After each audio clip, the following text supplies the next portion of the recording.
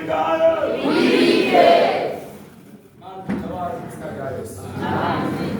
kuba Imana bifise ikimazi kuri bingahe? Mu gihe ca none no mu kizoza turigishijwe by'ukuri, turigishijwe no muri iki gihe.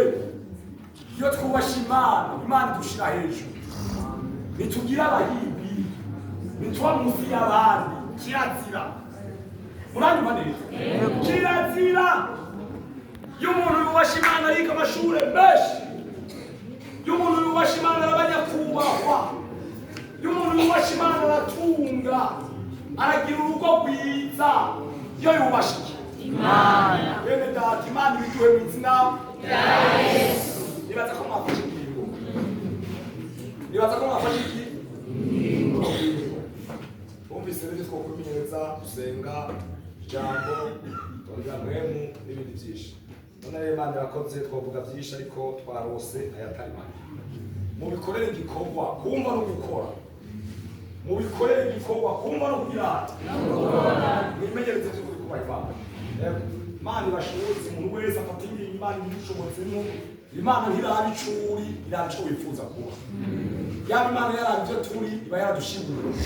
Mugabe yaraba naka yifuza kuba iki, igacigikorerako. Imana ishimwe, Imana ishimwe.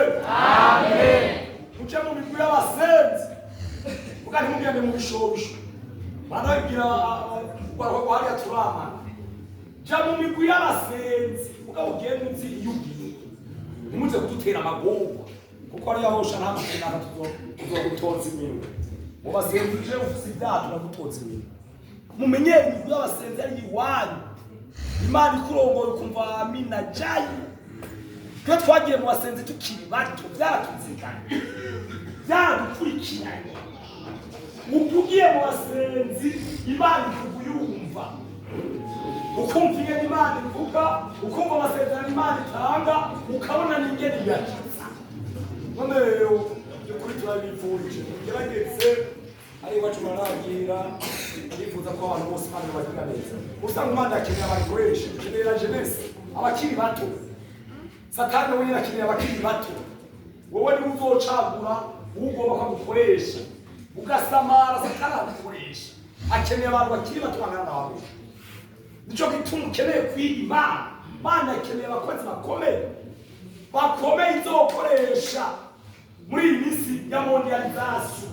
Nivyo tuzovuga ni ihembe, nivyo tujanye muri iyi minsi ya mondialisation, muri iyi minsi ya modernisme, muri iyi minsi abasataniste bagumutse, kandi abagumutse sinaguhera. Imana yakeneye abantu bo guca babatunguza. Imana yubahe mu izina rya ibintu murabihambije kandi n'ibintu turaba abantu babihambije. Zogaruka nitwese ugiye kubitwararika cyane. Zogaruka kugeza mu gihugu. Turifuza abantu umutima cyenda umva duteguye abantu guhanga no kubasha kugira. Urabona Satani bagumutse, abarutsi bagumutse, ibisuko byagumutse, bitarusa abantu bari washika akora yero tutucisha mu madirishya.